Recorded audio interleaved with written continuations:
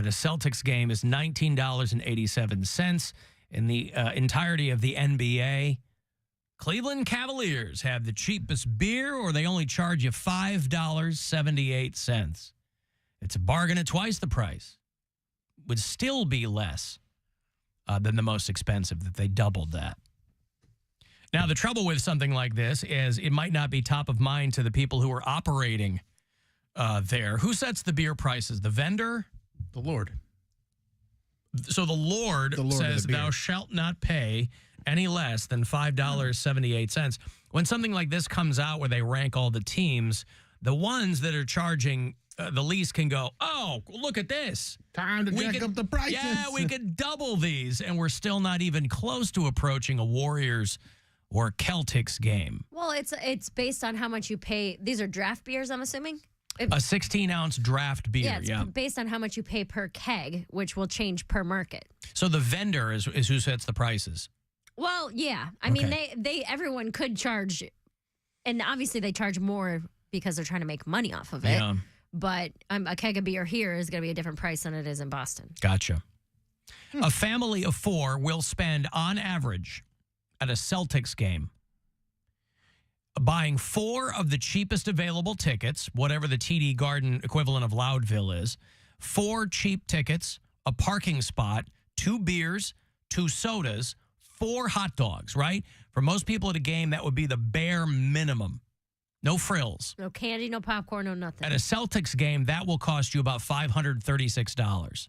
That's insane. Last season, it was $472. The one thing, but then they re-signed Jaylen Brown, and guess they passed the savings along to you. Yeah, right. Yeah, I think he's. Oh.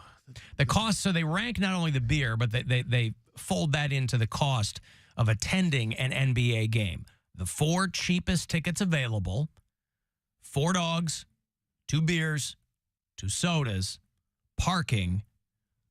It's New York, so the Knicks had the highest. That'll cost you about $745 to see a Knicks game. Cavs are kind of in the middle, towards the bottom, because the parking's expensive in Cleveland. That's right. We got parking on par with Cleveland, if not more expensive. I just saw an article about that.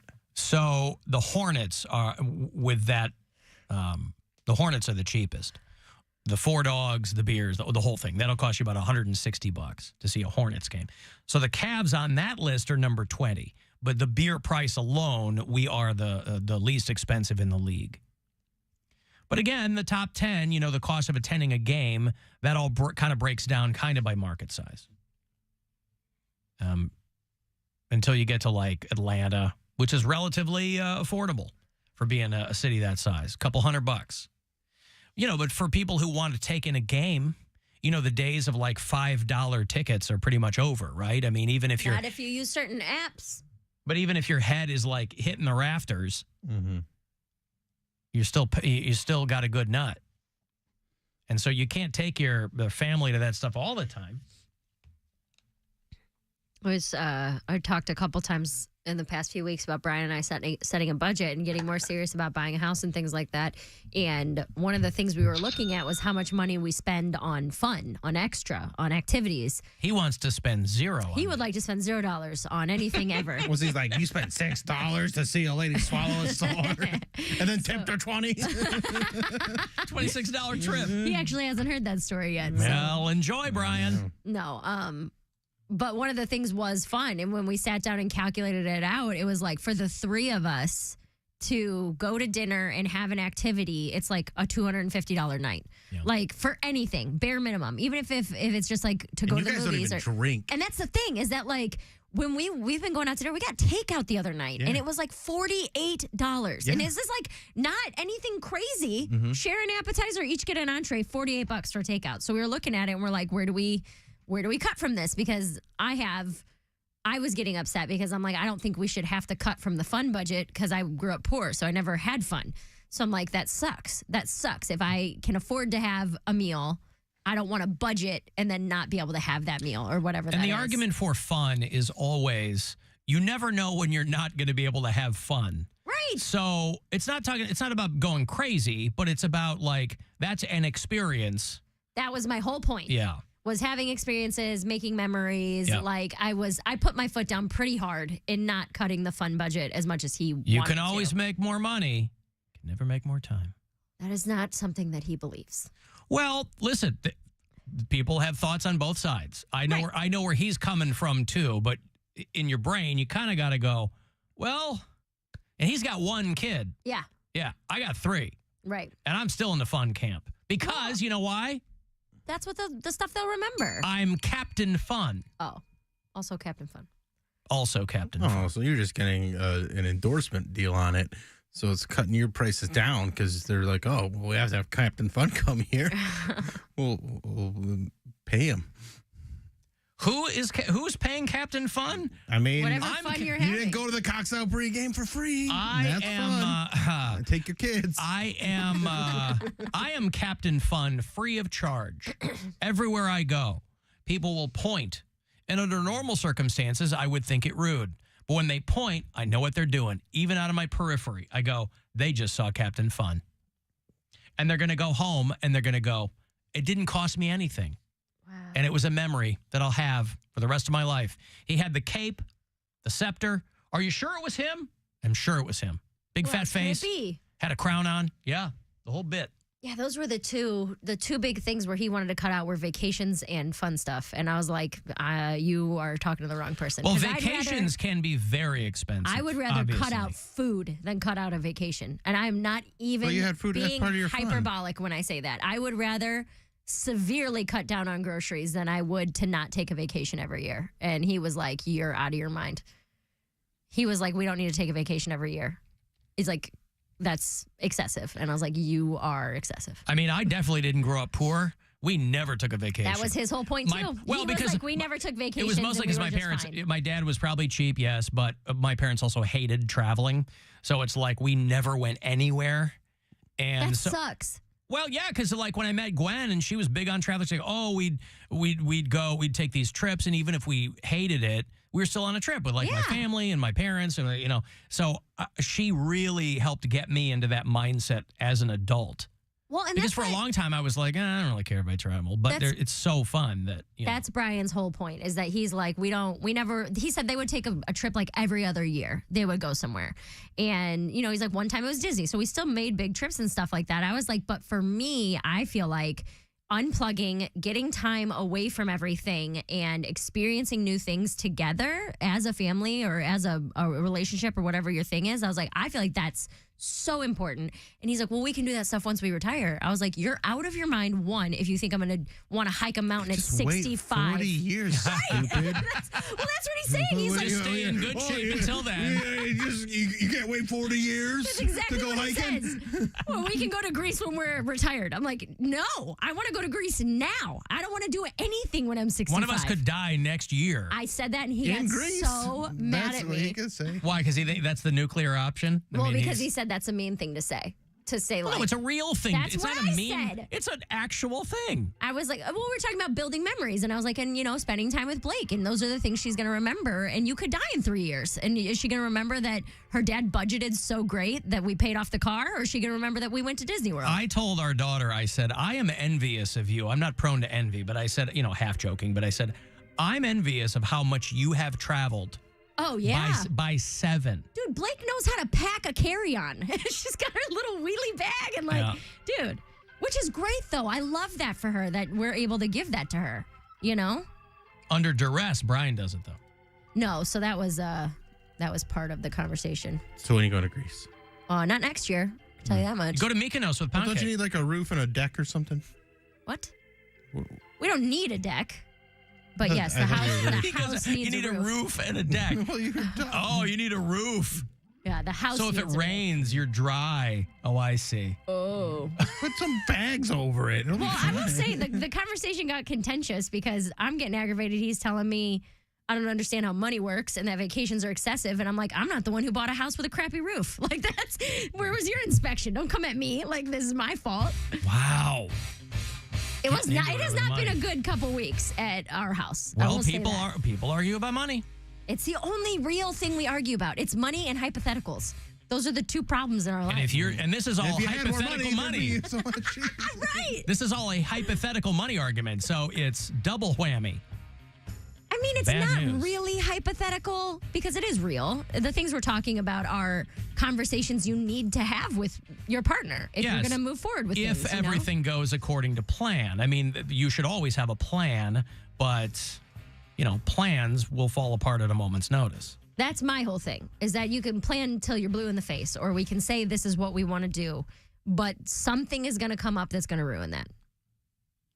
I feel like that's just the way life is. And the better you can roll with the punches and kind of adjust, the better off you are, whether it is on a vacation or this or that. Here, this guy will make you feel better. How's it going, everyone? This is for the Alan Cox Show. I hope you're all having a marvelous day. It's cold outside, but you listening to your radio show just makes it better because it sucks.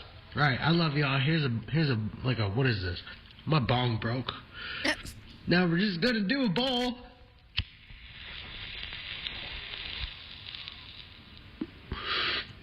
I tell you what, I love you all. Have a great, wonderful day. Hell yeah. Smoke weed every day. Every rip, There you you get better go. and better. Hell yeah. Hell yeah. Uh-huh. Do you rip a bowl or is that just a bong? 'Cause that, He was smoking a bowl. He says bong is broken. He has left us so many messages doing bong hits. I'm surprised he only got one bong. You got to plan. You want to talk about planning. Bong, bong, bong, bong. You bong, bong, bong, bong. You got to plan, homie. You got to have your backup bong. You got to have your. that was I remember in college, someone was dared.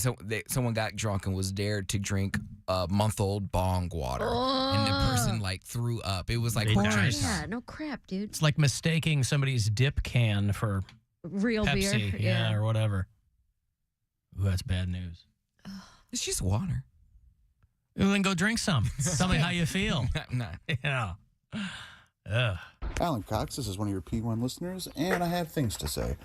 You have proudly proclaimed, you and Bill both, that you guys don't have emotions. What are these dry, salty discharges from my eyes? Things like that. Cockspot. We know Bill's emo. It's time for you to shed some tears. We want tears, bud. All right? We love you. See, this is when things get twisted up. I don't think Bill or I have ever proudly stated that we don't have emotions. It's everybody calling me a robot because I'm not crying all the time. Beep, I've bop, never boop. said that. I'm not crying. I've never said that. I've never said what person in their right mind would proudly proclaim they didn't have any emotion? I've cried on this show. If you didn't hear it, don't blame me. Over the course of 13 plus years, I've cried on this show 2 times. And that's plenty for me. That's 2 more times than I ever planned on crying publicly. So that always gets twisted up. People are like, oh, you say. No, I don't say that. Everybody else says that about me. Because I'm not crying all the time. That doesn't mean I'm not an emotive person in general. But what?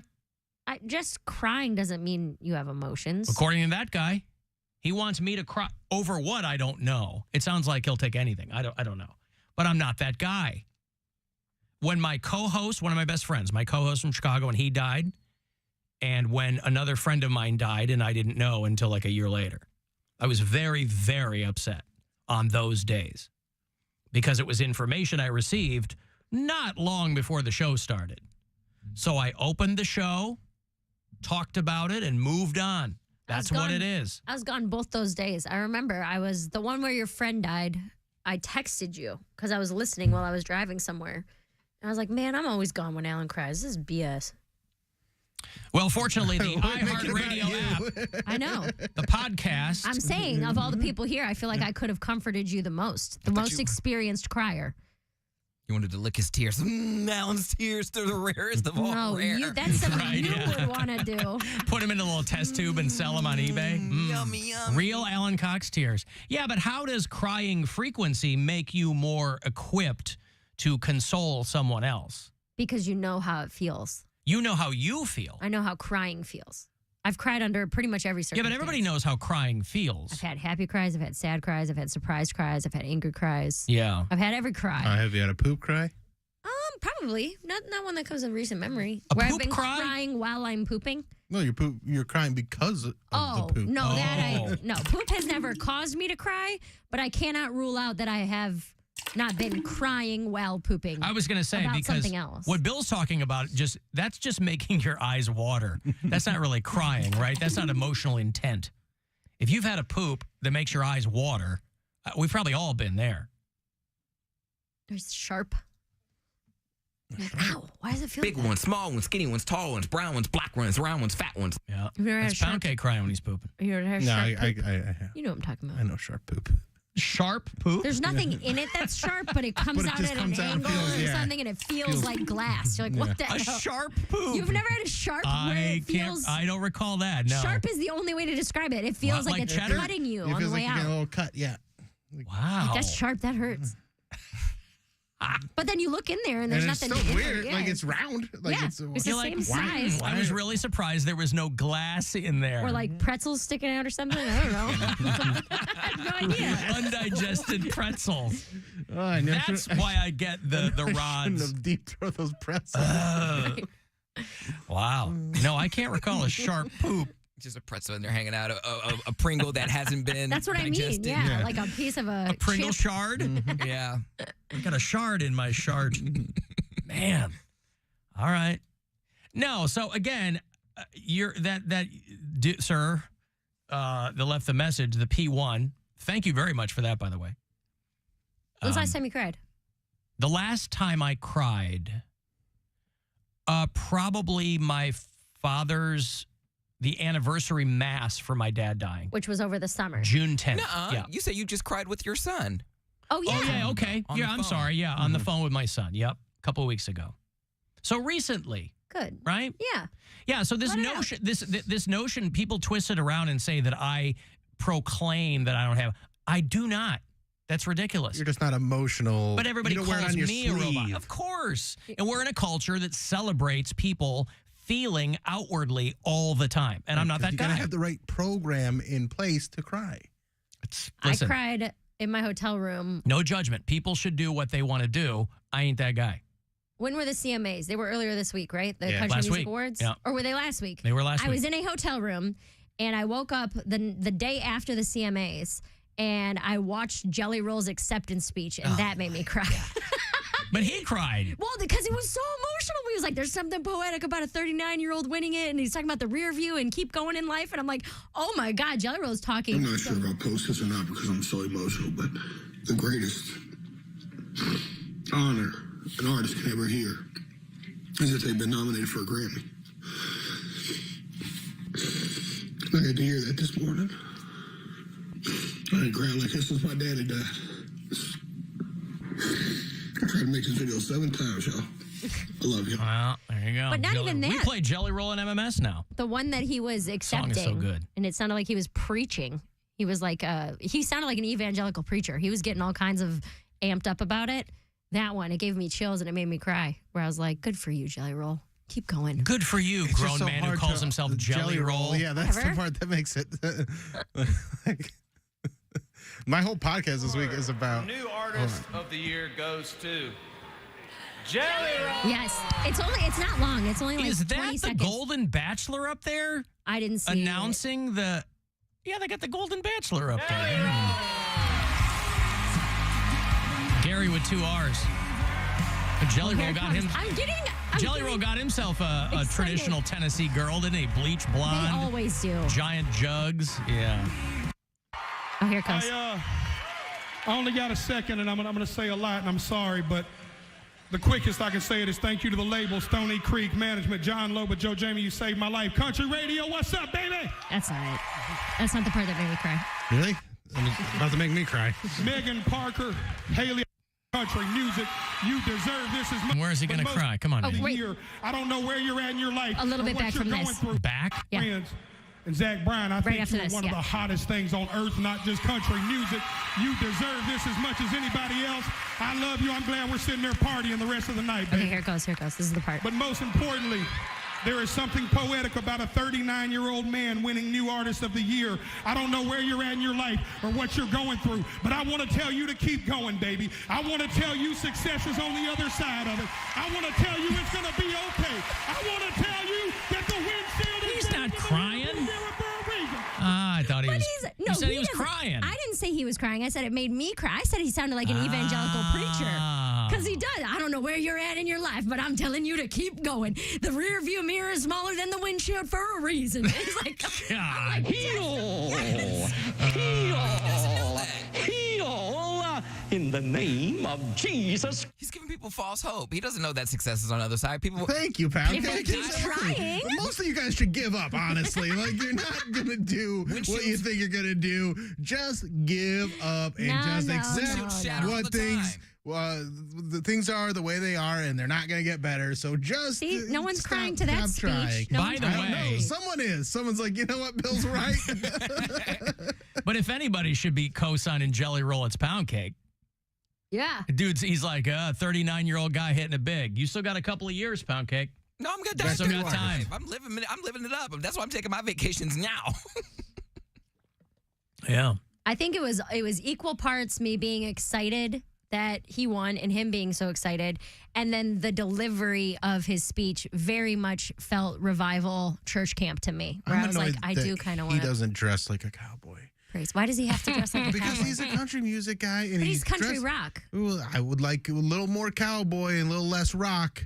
A fat guy, a big fat guy, he should have a big fat cowboy hat.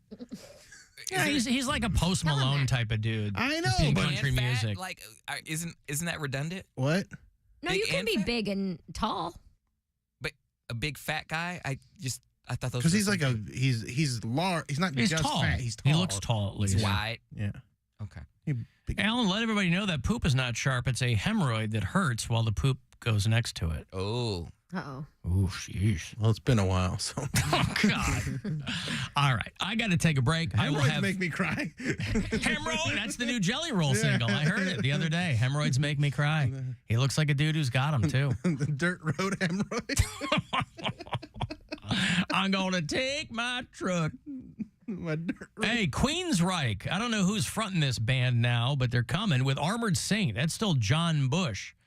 Queensryche and Armored Saint going to do April. So you'll have